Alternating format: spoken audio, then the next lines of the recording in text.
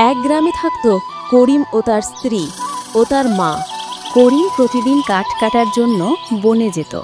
সকালের রোদে করিম মাঠে গেছে।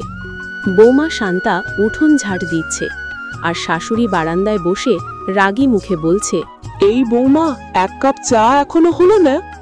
শান্তা হেসে বলে, মা, চা দিচ্ছি, ভাতও চাপিয়ে দিচ্ছি, একটু ধৈর্য ধরুন। শাশুড়ি মুখ ফিরিয়ে নেয়। আমাদের সময়ে এমন আলসেমি ছিল না বুঝে। এদিকে করিম মাঠ থেকে ফিরে শোনে মা বৌমার কথা কাটাকাটি। সে একটু বিরক্ত, কিন্তু কিছু বলে না। রাতে সবাই খেতে বসলেই শান্তা মায়ের প্রিয় লাউ চিংড়ি রান্না করে। শাশুড়ি খেতে খেতে অবাক। এই তো আমার পছন্দের সবজি, কে বানিয়েছে? রানী হেসে বলে, বৌমা বানিয়েছে মা। শাশুড়ির মুখে লাজুক হাসি আসে। পরদিন সকালে হঠাৎ শাশুড়ি অসুস্থ হয়ে পড়ে। বৌমা সারা রাত তার মাথায় জলপট্টি দিয়ে বসে থাকে। ভোরে শাশুড়ি চোখ খুলে বলে, বৌমা, তুই আমার নিজের মেয়ের থেকেও বেশি যত্ন করলি। তারপর থেকে মা বৌমার মধ্যে ঝগড়া আর হয় না।